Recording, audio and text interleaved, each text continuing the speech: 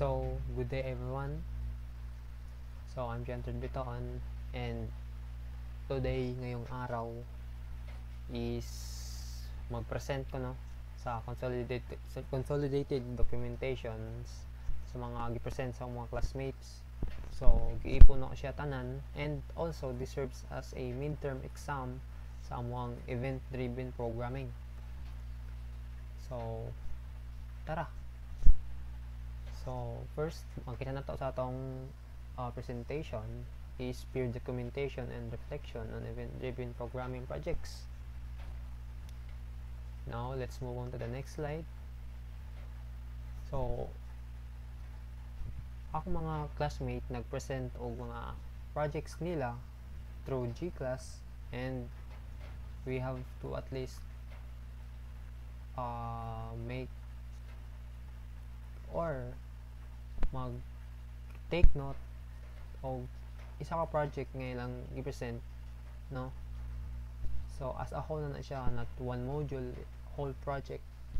So, and on the first day, because tulo man na siya kaadlaw, so on a Tuesday, on our first day, my classmate Kent Salas presented his project called Tax Monitoring System. So, here's what it is. So, a project overview, it's a desktop application built with Java 8 to manage and monitor taxes. So, natin mga UIs 3A niya na iyang gi-present. Move on. So, mga screenshots niya, yung login niya, register, user dashboard, sa yung GUI niya, graphics user interface, tax collection interface niya, and sa payment history. Now, the Java 8 components used on making this GUI. So, natin makita diri frame. So, mo ni siya kaning backbone tingali sa sa GUI.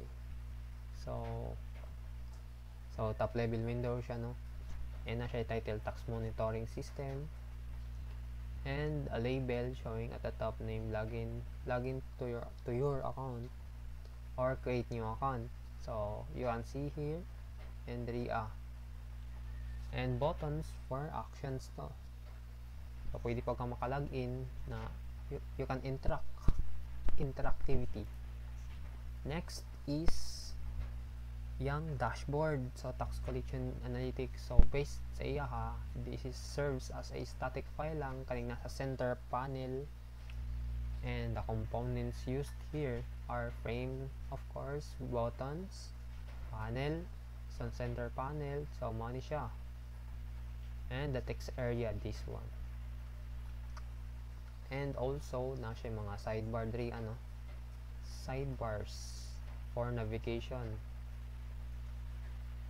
Next up, sa iyang registered users ng module, so na siya gagamit siya components nga frame, buttons, panels, text area kanina diri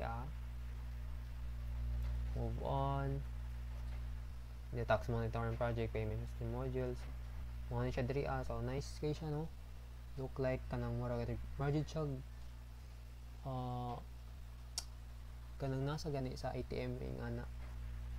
So come siya drop down diri sa iyang lower diri for selecting a choice of payment methods, and diri pod siya mo reflect sa payment history.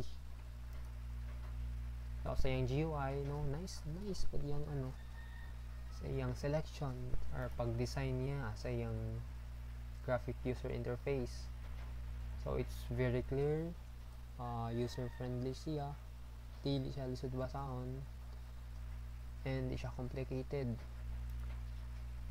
So na siya, so nabutang na diri blue header sa left sidebar niya for navigations.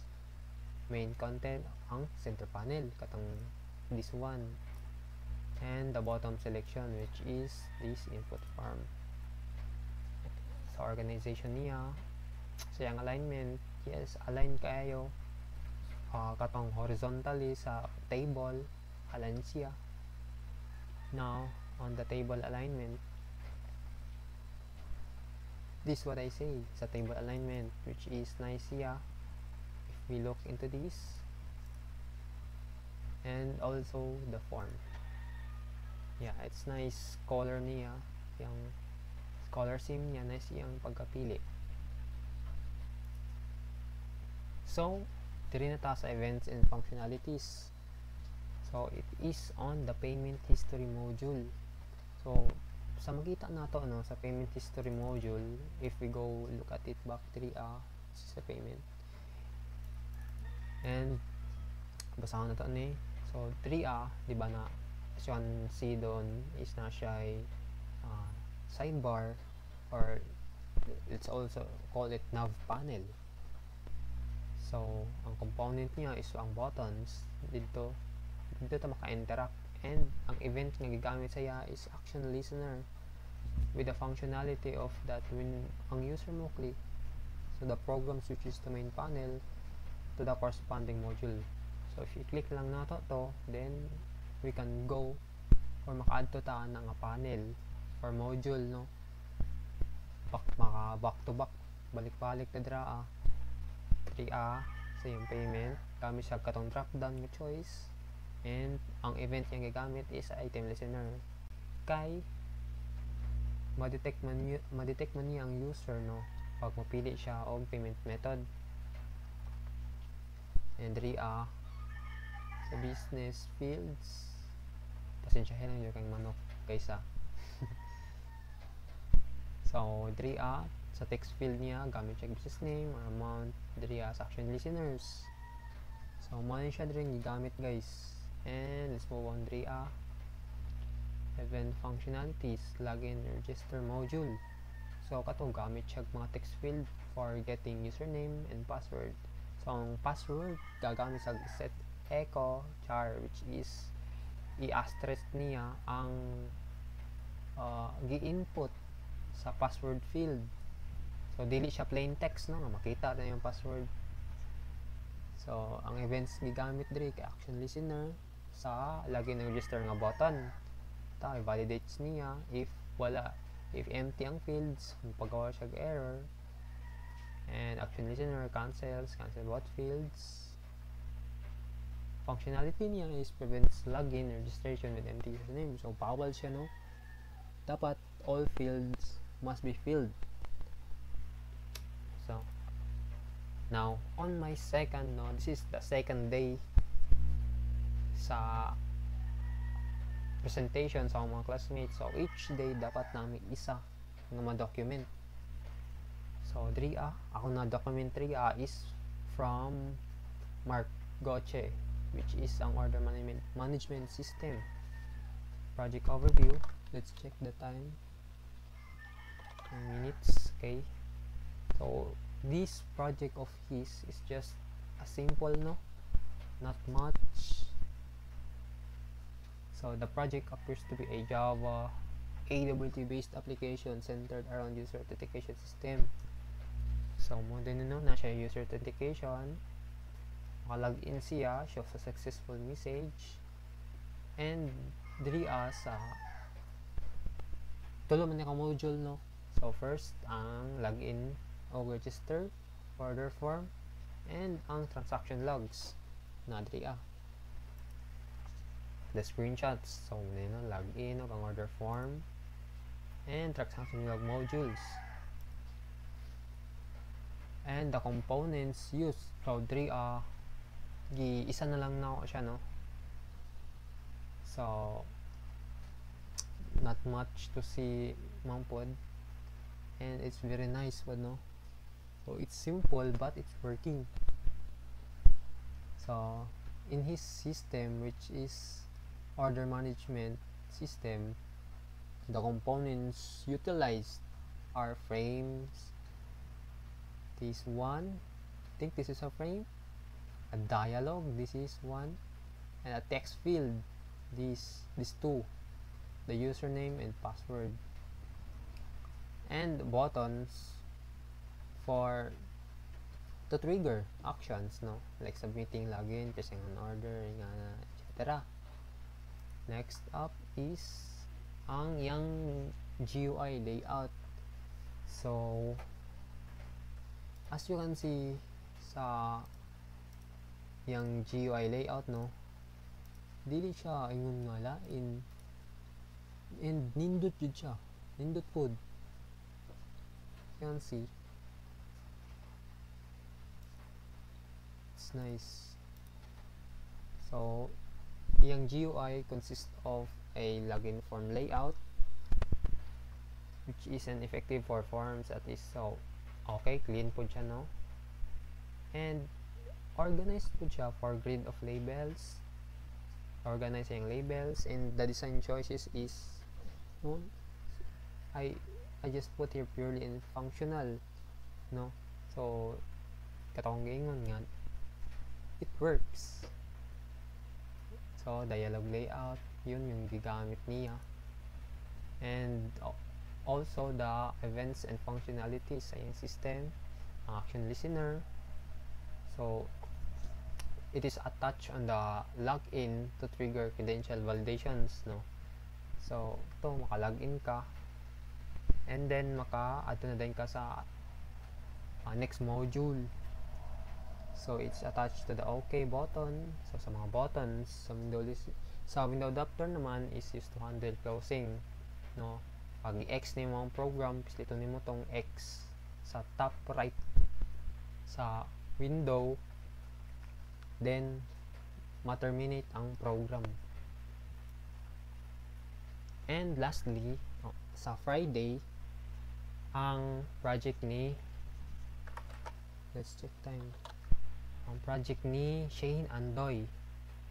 So her project is an online retail platform. So very nice, no, aesthetic looking. So the project is a Java application named Sabodge, an online fashion retail platform. So maligya siya. Here's some of the screenshots sa iyang GUI. So very nice, well aligned iyang top panels, and diri sa iyang grids. Okay, nice form. The colors used are nice. So on the components used, we have the frame, panel, label, buttons, ay text field, no, diri. So I summarized it all na lang. So all in all, no, ang GUI layout, the product uses a vertical flow layout, a grid layout with one column to stack product of cards. So katong naglaray dito nga mga murag card nga components. So ang design is icon pa-straight lang yung design, guys. Bantay mo, diri apod sa yung top panel.